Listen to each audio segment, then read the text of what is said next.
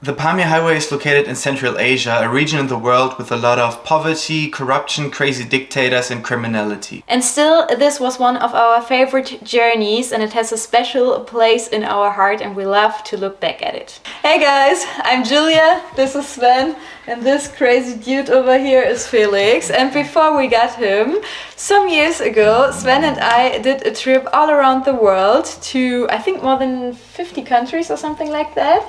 Mostly by hitchhiking. We basically started our journey in Germany and hitchhiked all the way to China. And from there we took some planes and ships and traveled to other destinations. And during that time we also visited all the Central Asian countries: Turkmenistan, Uzbekistan, Tajikistan, Kyrgyzstan and Kazakhstan. And in today's video we would like to share our experience from this crazy but very special and memorable trip. Let's start off with some basic facts about this region. To describe it best, we always thought of it as the most central end of the world because, as you might know, it is located right in the center of the huge continent of Asia, but around it it's just completely empty. There are so few people living there and it is such a vast and empty space. That's because we always thought of it of an end of the world. We went there because we really wanted to do the Pamir Highway, which is the second highest highway in the whole world, with an altitude of over 4,000 meters. It's also called the roof of the world. The Pamir Highway begins in Khorok.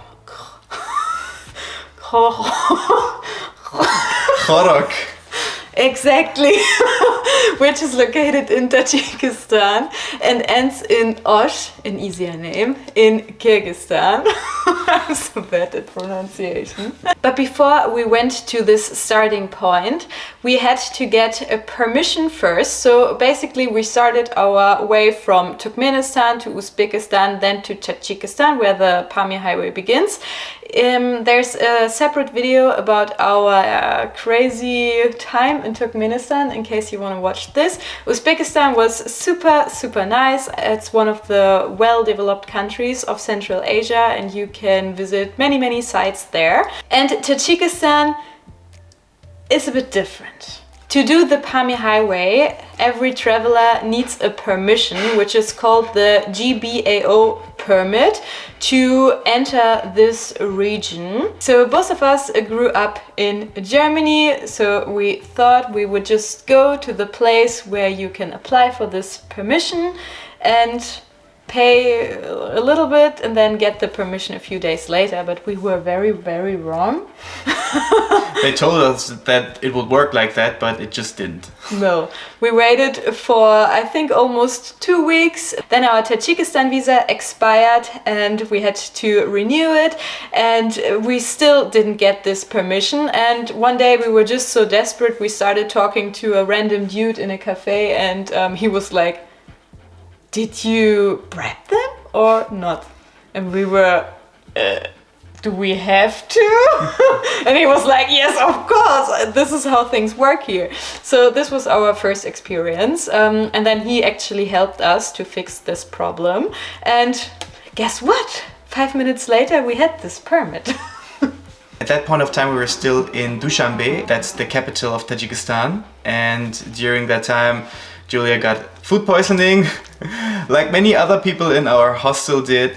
And also another guy, a Japanese guy, just got robbed in the streets of Dushanbe. No, in a actually, taxi. Yeah, in a taxi. Yeah, it was like those kind of public transport taxis because they don't have many buses going around the city. There are just some private taxis going the routes, people jumping in and off. And at some point, just the taxi driver, he just like took out a knife and said, "Just leave your stuff and leave." So he had to leave his backpack in the taxi and got out, luckily unharmed.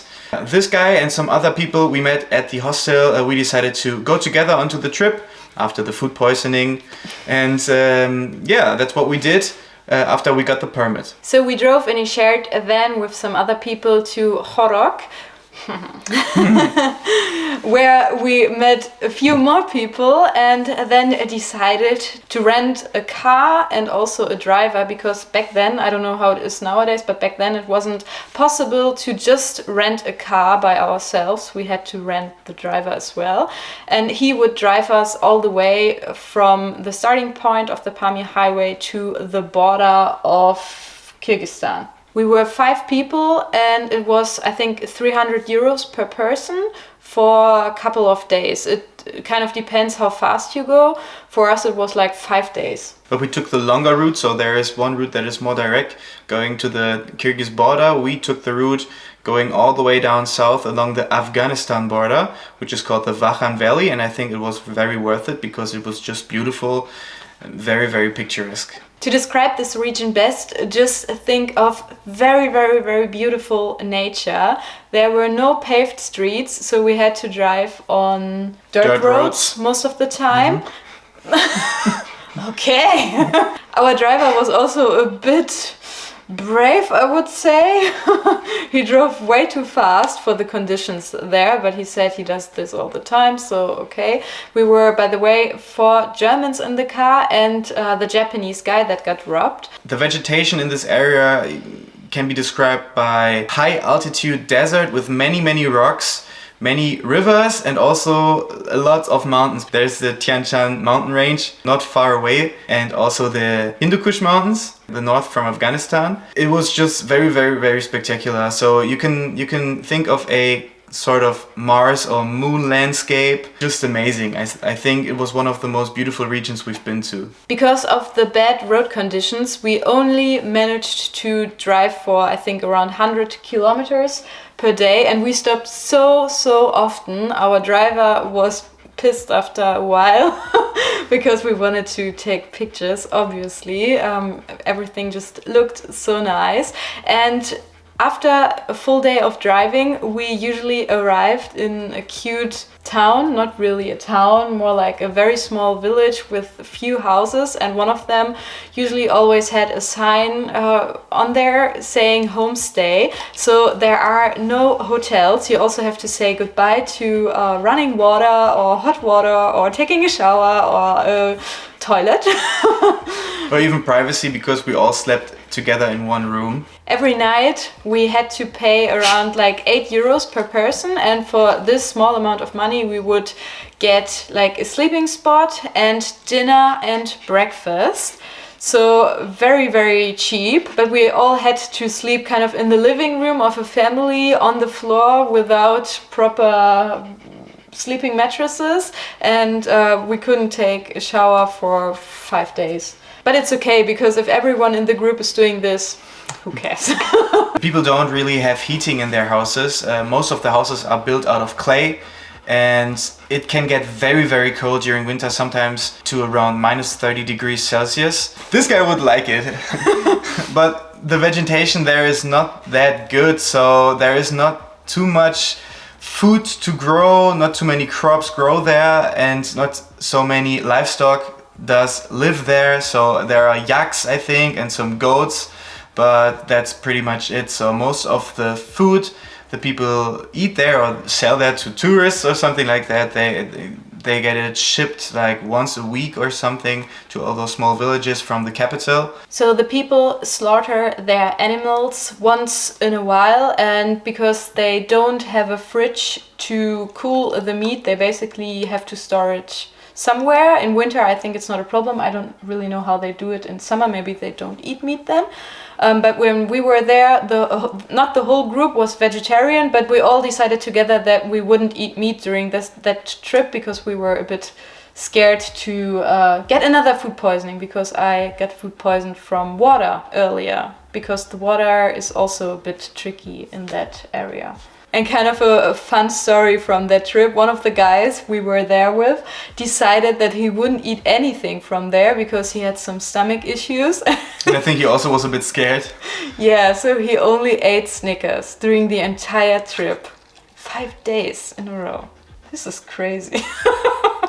Now you know how the conditions are, but the people there are happy with their lifestyles, and I mean, they spend a lot of time of their lives outdoors, and as you might know, because of the high altitude, the sun is very, very strong there. That's why the people just look older than they actually are, because of the skin just like drying out because of the sunlight.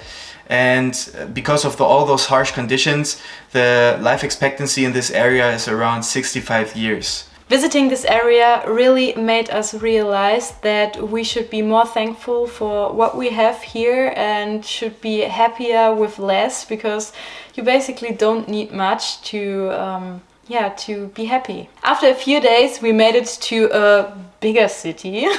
They had, I think, 7,000 inhabitants, and they even had electricity a few hours per day because there were some generators, and they had some shops, so this guy who only ate Snickers, he could stock up on a few.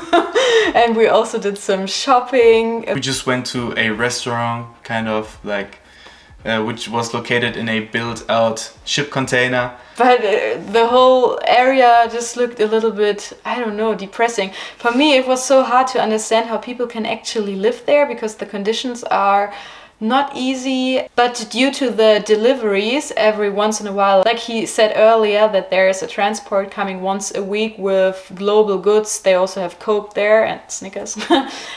There's basically plastic everywhere. It's like trash on the streets because the people just throw it out. And after that town, the adventurous part of the trip started.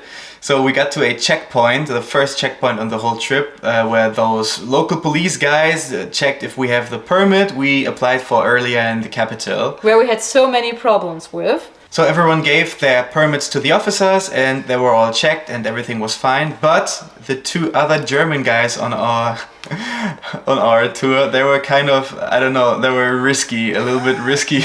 They were looking for a special adrenaline kick because they didn't have a permission. No, they didn't even have a valid visa for Tajikistan. Oh. So they knew that it was already expired. They knew it before they arrived at this checkpoint, and they just said, "Oh, you know, everyone is corrupt here. We know that. We will just give them some like €5, and they will leave us through. It won't be a problem, no problem at all." But guess what? It was a big problem. This checkpoint guard, he just said, "No, it's not possible. You can't stay here. You have to go to jail because you don't have a permission to even be in this country." And the jail was like a small house in the middle of nowhere with no electricity or running water, and it would have taken a few days for them to get picked up to be sent out of the country from the capital, I think. So they were like, well, you can pay like a few €100 or you go to this tiny jail. And in the beginning the guys were like, "No, we don't pay this." They were so rude to this permit guy. So it was a crazy situation. I even called the German embassy in the capital, and even these guys at the embassy said, "How crazy are those people? Because, I mean, this is so stupid what they did." So the embassy couldn't help us, and the guys just had to pay the amount. I think they ended up paying like 200 something euros, which is fine, I think, if you consider going to jail as an alternative. But then we could continue our trip, and this was kind of weird. It felt like being in a gangster movie. We were driving around like this town, going from one police station to another point, and the officers had to kind of fake the visa or the permit. I don't remember correctly, but they gave us the papers that they needed, and then we could continue our trip. And all of that happened close to the border of Kyrgyzstan, so at that point we changed our drivers to the Kyrgyz driver and we drove to the border, and luckily we didn't have any problems there either, even with those fake visas from Tajikistan. The border guys were so funny. They had some music playing, and the border crossing was located in the middle of nowhere. We drove into a huge snowstorm up a mountain, then we passed the highest point of, I think, 4,600 meters, where we wrote on a sign, and the border guys were, I think, super happy to see some people, because at some days not many people come by, and I think due to the remote location they have to spend a long time at this border checkpoint. They don't go home in the evening, they just stay there. And I believe it gets lonely after a while. So they were looking at our passports. This Japanese guy had a passport with, I think, 150 stamps from so many different countries. It was really amazing. Yeah, they really enjoyed our company and they were so curious for all those places we traveled to. It was very, very nice. After the border, we continued our way along the Pamir Highway in that snowstorm. We even got a flat tire, unfortunately. And in the evening, in the late evening, we finally arrived at the finish point of the Pamir Highway, the city called Osh in Kyrgyzstan. And we finally had a hotel for us and a hot shower and a bed. And that was a nice moment. So the highway was over. We separated in different groups, but the adventure wasn't over yet. Sven and I stayed in a hostel where we got some bed bugs. Yay! And Sven also one evening met like a police officer. Yeah, that was a very crazy story. It was a corrupt guy. I left a bar where we were to get some money from an ATM, and I was on a very empty square somewhere in the city, in the capital of Kyrgyzstan, Bishkek, and this police guy just came to me and he said something like, money, you give money, something like that, you know. And I was like, money? What? You are police? We go to police or something? So my tactic was I just played dumb. So I kind of pretended I didn't understand him, and I always said, okay, you're police, we go to police now, it's okay, no problem, I come. And he was like, no police, give money. And in the end I was just kind of stubborn, and I kept playing that game, so he got kind of annoyed and just left. So that was lucky. It was a crazy story. I mean, I think things like that happen all the time to all those people traveling those countries. Very, very funny. But it can also get a bit scary because, I mean, he could have also like just pulled out a knife like to the Japanese guy. So I was lucky in that moment. After Kyrgyzstan, we also had a short time in Kazakhstan, but over there we just had no more energy because this trip was so exhausting. So many things happened that we would never forget again. And even nowadays, we still think of this time and we really, really want to go back. Maybe one day with our own car, maybe we will even take Felix, because it's possible to take dogs to these countries, except for Turkmenistan, there it's not possible. Yeah, and we hope that you liked our little story time of this beautiful region in the world. We think more people should go visit because it's super, super special. And even though it can be a bit tricky sometimes, it's not the easiest place to travel to. Also, getting the visas is a bit challenging, but believe us, it's all worth it, because when you are there, it's just amazing. And we forgot to say that, but at some point of the Pamir Highway, we even drove along the Afghan border. There was just a tiny river between Tajikistan and Afghanistan, and the boys, I think all of them, they walked through the river. Legally crossed the border.